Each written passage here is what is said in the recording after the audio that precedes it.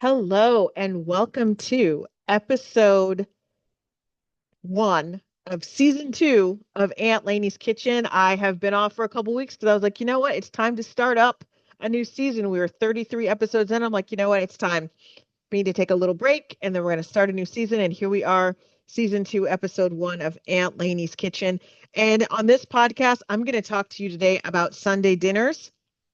I know that I've talked about Sunday dinners before, but I'm going to get into I'm going to take another angle with it, like not an angle as usual.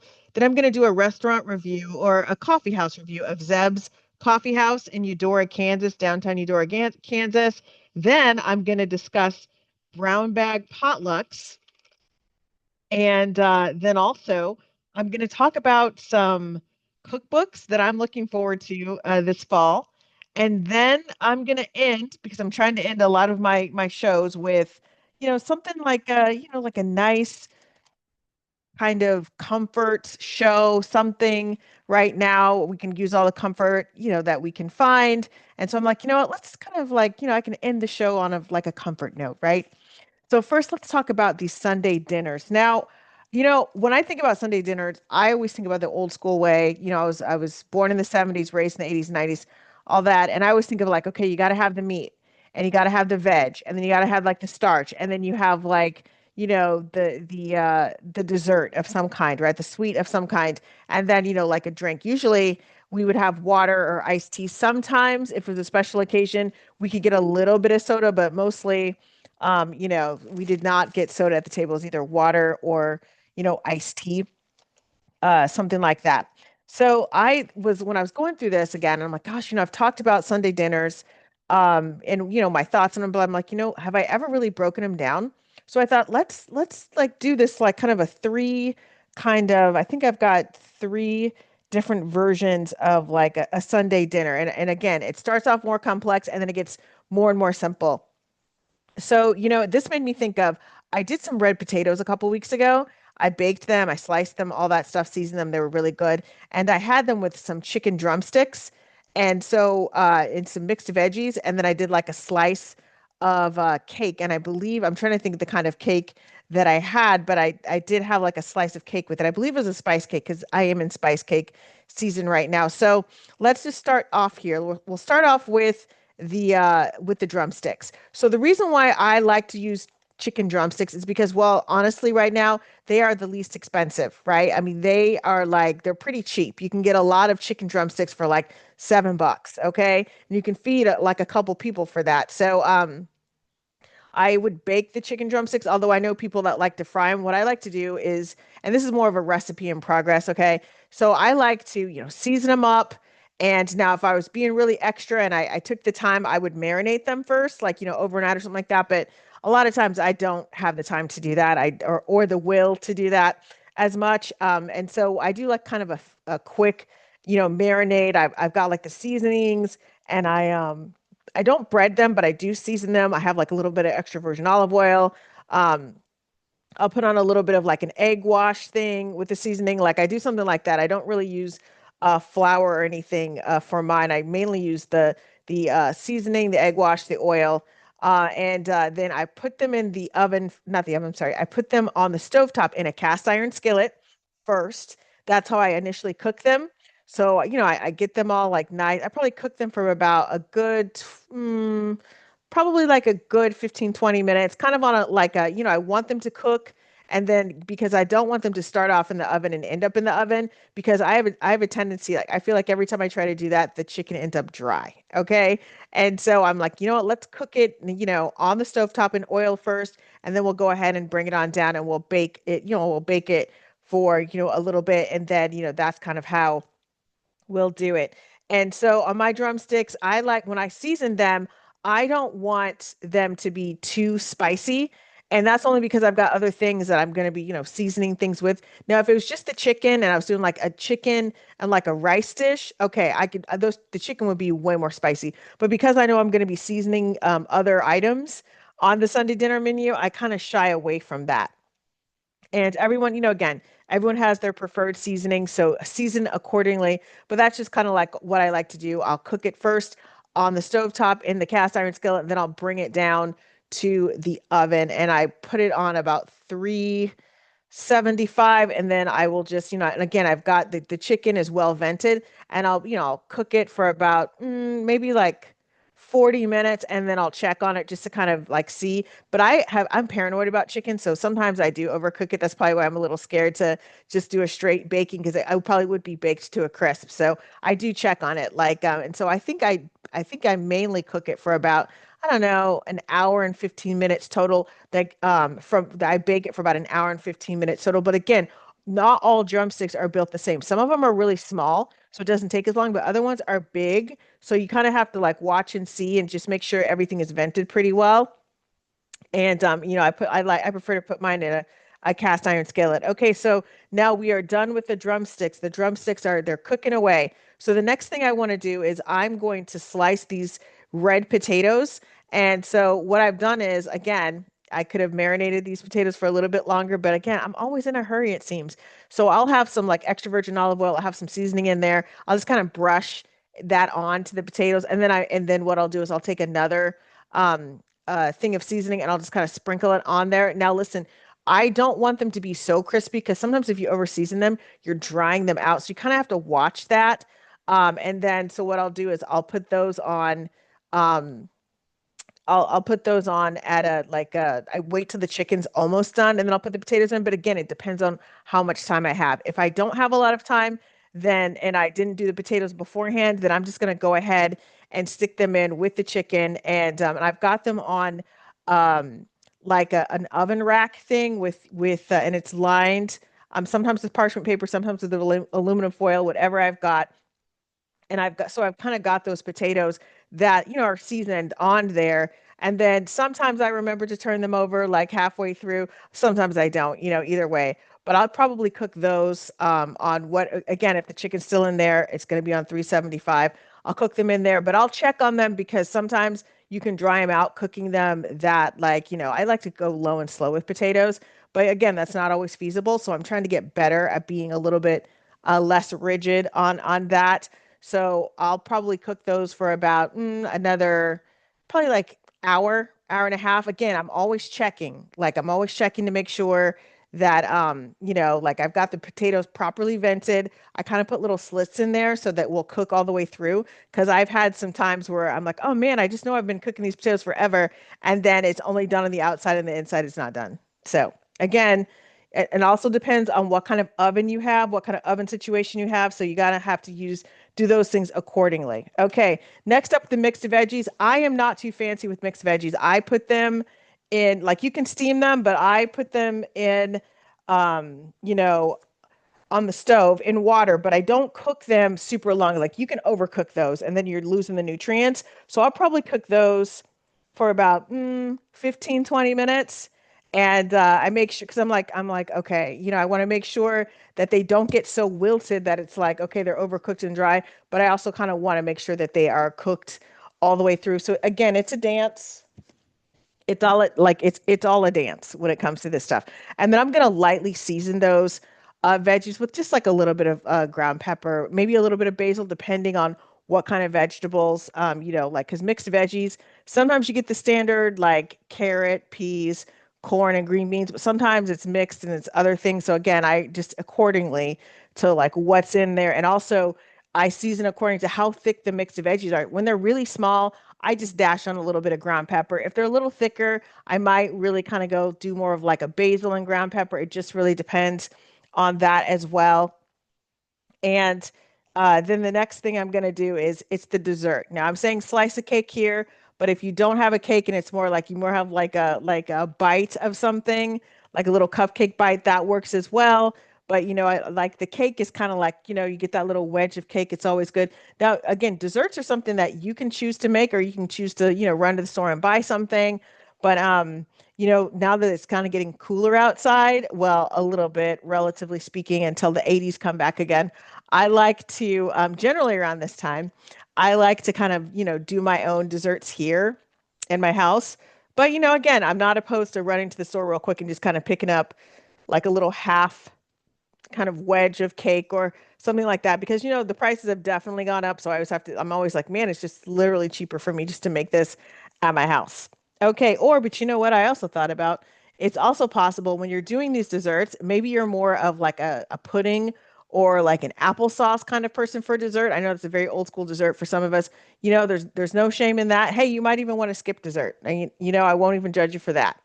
Okay, now, so if we are like that's the highest level as far as like the level of difficulty. And again, what I described is not even that difficult, but it's more like time consuming, might be a better word to say it. So now we're going down to the second tier. And this in the second tier for Sunday dinner is going to be the breaded chicken breast, which again, you can bread it yourself or you can get like a frozen one. Um, and heat it up in the oven or on the air fryer, put it on like a brioche bun, or put it on like a regular sandwich bread, whatever's in your budget, whatever you feel like doing.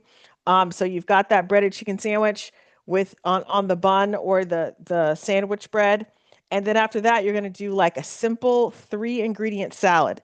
So you've got your lettuce, you've got your shredded cheese, or cheese situation, and then you've got like a tomato, like some sliced tomatoes in there.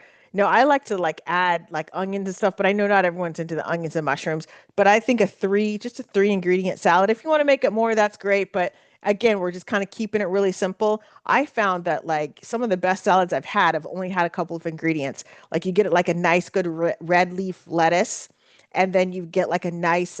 I don't really use salad dressing that often. Generally, what I do is I'll mix in like a little bit of balsamic, a little bit of extra virgin olive oil with like a little bit of lemon juice, something like that. So, but I don't go and buy salad dressing generally because I don't eat it enough. So I kind of do my own thing with that on the fly. I don't even make it up ahead of time. I'm just like, okay, I've got like I've got a tablespoon of this extra virgin olive oil. I got a little teaspoon of this balsamic. I got a little bit of the lime. I got a little bit of lemon, whatever. And again, mixing that up, really getting all the ingredients kind of, mixed up with those, with the oils and stuff like that.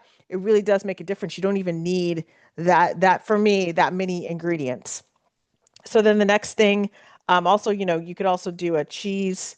Like you don't even have to do shredded cheese. It can be bigger chunks of cheese. Some people tell me I don't like shredded. They're like, I don't like shredded cheese. It gets in my teeth weird. I'm like, okay, I support you in that. You can always do like a grating of the cheese or just do those cheese chunks with like sliced tomatoes and then like red onion if you want a little bit of like, just a little sass in your salad. Then for the potatoes, what you could do is you could do steak fries. Um, like really kind of like a simple kind of steak fry, or you could do like a waffle fry. I like waffle fries because they're very versatile. You can use them for any meal of the day. I mean, you can technically do steak fries for any meal of the day too, but I'm just saying like aesthetically for me, I'm like, okay, I can do a waffle fry. It doesn't feel weird to eat a waffle fry at 9 a.m., along with like eggs or something like that. So, um, I think, and then with the vegetable, we covered that with salad. So you've got your breaded chicken sandwich with your salad, that's the vegetable, and you've got like the starch with the steak fries. And then you know what? For that dessert, you can do something simple like chocolate chip, like a chocolate chip cookie or something. Some of our best, like I like chocolate chip cookies after school, but I also loved it when my dad's mom would make those for us, and we would have them like kind of at night because we stayed with her a lot of times in the summertime. So we'd have them kind of at night. We'd have those like the chocolate chip cookies that were like not super hot because she'd let them cool a little bit.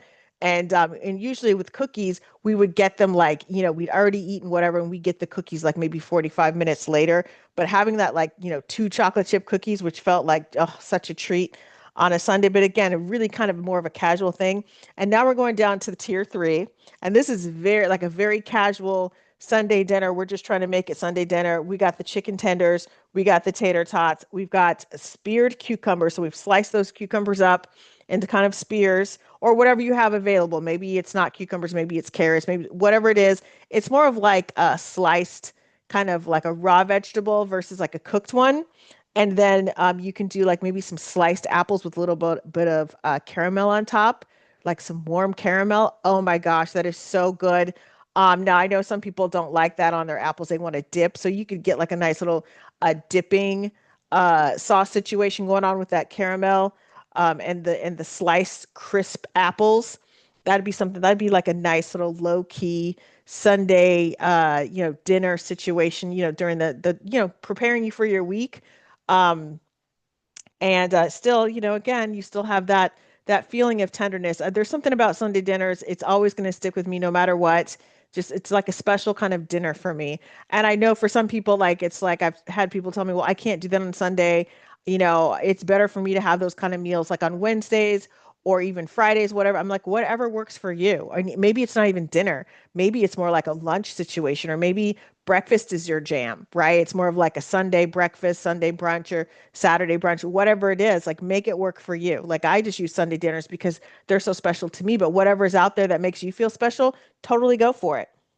Now we're moving on to my restaurant review of Zeb's Coffee House in Eudora, Kansas. So, I went there earlier this month. This is October. I'm recording this in October. And one of the things I really appreciated about it, like I hadn't been to downtown Eudora. It's in downtown Eudora, Kansas. I hadn't been there in a very long time. And so, and I was like, oh wow, like the downtown is super cute.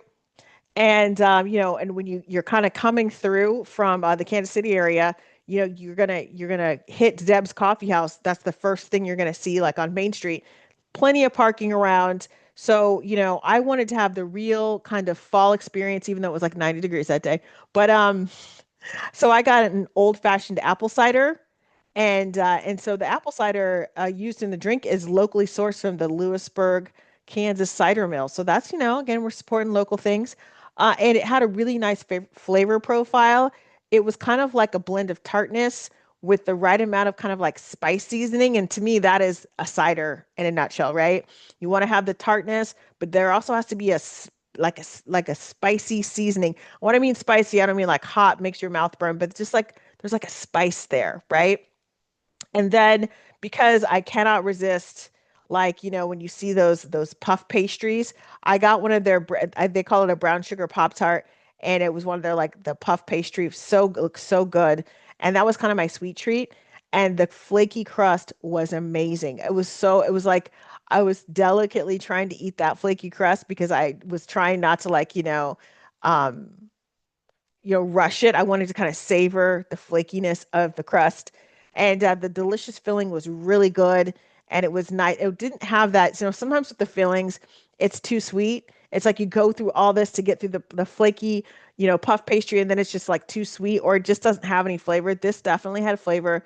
I was like, oh my gosh, this is a nice little pop of delicious flavor. And I was like, in my mind, I'm like, okay, I'm definitely going to be going back to Zeb's Coffee House at some point, probably sooner, not later, because I have a podcast called Quaint and Cozy KC, and I need to go visit. They have a community museum there in Eudora, and I didn't get a chance to visit it when I went earlier this month, but I'm headed back there to do it again, and I'll probably try some, another delicious little meal there. I might even do like a mid-morning breakfast or something. We'll see.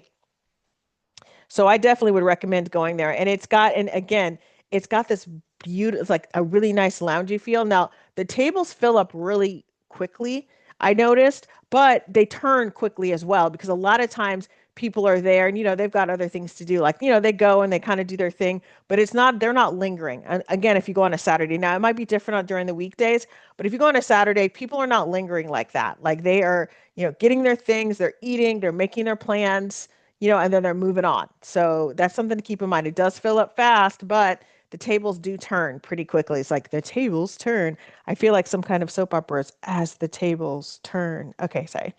Um, Next up, let's talk about brown bag potlucks. Now and I've got a Halloween show kind of coming up, and I'll do a specific thing for Halloween. But right now, with everything going on, I noticed a lot of people want connection, right? I mean, we spent like some time, 5 years ago during the pandemic, and we were all separated. Like, it's like people were separated, and then, around this time, people were starting to sort of meet, but it wasn't like, that the meeting where it's like everyone is like, like a 2017 meeting where you're just having like these huge parties, whatever. It was a little bit different. Um, but now I notice people really do want to congregate. They want to be around other people.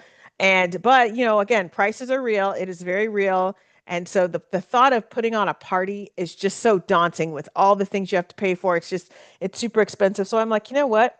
What about a brown bag potluck? And again, it could be at somebody's house. Someone like is like, yeah, I'll volunteer my house and whatever. Or you guys could do a brown bag potluck, again, it's in the 80s right now in Kansas City. You could go to a park and meet and do it. You could go and I don't know what the rules are about certain library things if they let you eat in their meeting rooms or what. I don't know what that rule is, but you could check it out. You could probably go to some kind of lounge area and beat up and do your brown bags depending on what their rules are. But it's just a really simple kind of thing. And you provide your own meat or sandwich filling. Maybe somebody brings like bread for it, chips, drinks, cookies. Just keep it really, really simple. Just kind of figure it out. I feel like if everybody brings their own entree, then other people can bring, take care of chips and, drinks. And again, it would behoove people to kind of keep these on the smaller side, just because when it gets to be more, I think, realistically in 2025, when it gets to be more than 8 to 10 people, the expenses can really go because it's like if everyone does their own entree, but then other people are like, okay, I got the drinks, I got whatever. It can get really expensive if you've got a lot of people. Again, depending on how they split things up. I know you're thinking, well, then two people could bring drinks and all that other stuff, but again, it just kind of depends. But I like to keep things smaller on these things because otherwise it can kind of get a little imbalanced. Um, so yeah, again, brown bag potluck, something to think about. Something really easy and simple to kind of like, go through. Okay, now you know what? I want to talk to you about cookbooks. So, the fall is a great time to be cooking. And I know I say that as it's like 70 something degrees outside, but it's okay. It's coming. When you have autumn in Kansas City, it's hot and then one day it's like 45 degrees and then it just never gets, and then all of a sudden it's like one day you're like, okay, fall is here. Like she has come in and she's like, she's not flitting around. She's just, she is here to stay. Okay. So that day's probably coming in the next couple of weeks, but I will be prepared because I am looking through some fall cookbooks right now.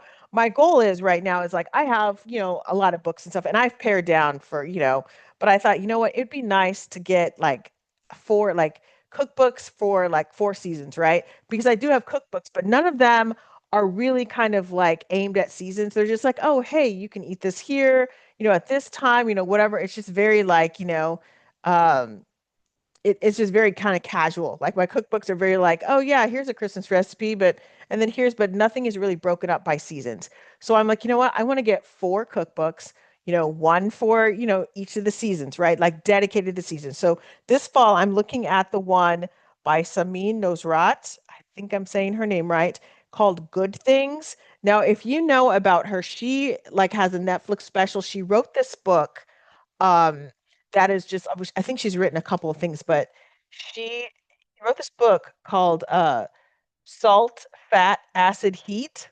And it really did teach people like, the different ways that, you can use the elements of salt, fat, acid, and heat to kind of cook your food and how that can improve your food. And there's also like a Netflix docuseries for that. And she was a columnist for the New York Times Magazine for I think between 2017 and 2021. But I saw her on With Love Megan the second season.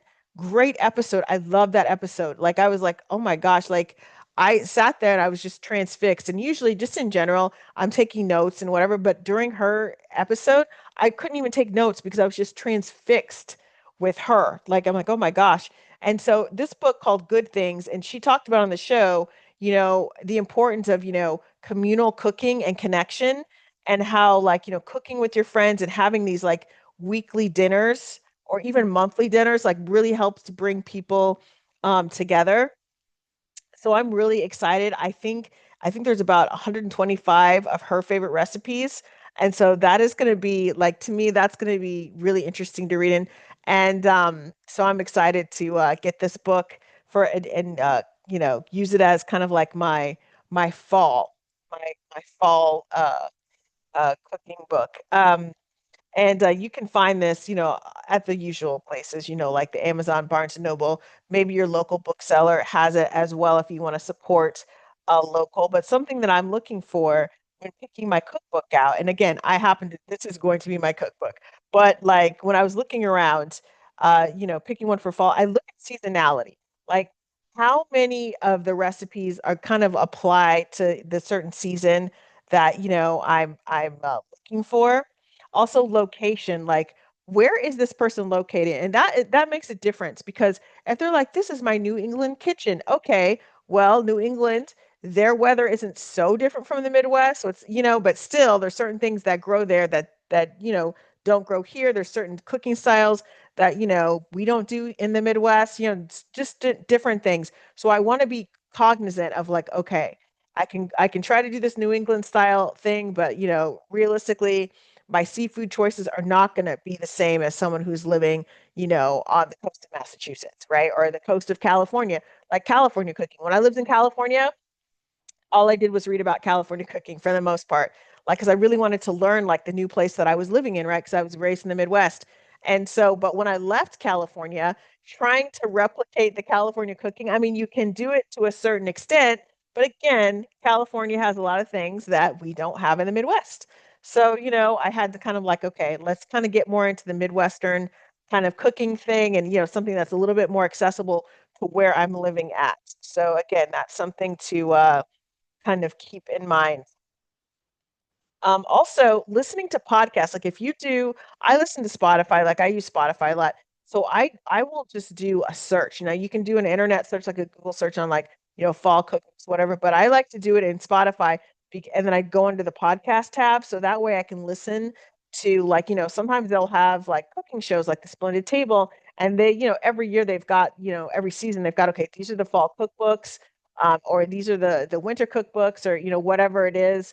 And so I kind of like look at that and listen to the podcasts, and then I can take some notes, right? I just love taking notes. Now, thank you so much for joining me today. And I know these episodes are a lot shorter than what they used to be, but it seems to kind of be like I'm getting some really good feedback on the shorter episodes. And I do a live cooking on my personal Facebook page, but I put it to YouTube. I put it on YouTube and my TikTok Aunt Leanie's Kitchen page. And so I do a lot of prep for that. So I thought, something's got to give here because I'm still writing the blogs.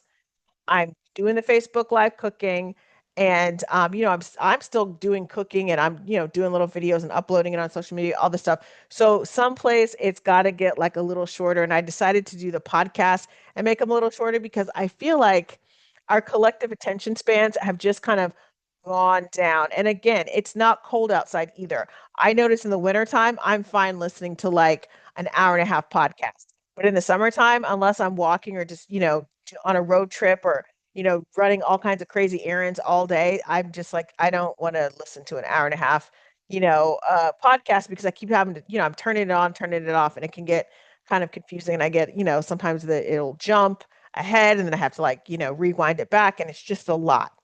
So, speaking of a lot, I have got some stuff to tell you uh, about some comfort shows because we do need a little comfort before I end. I almost forgot about my comfort shows.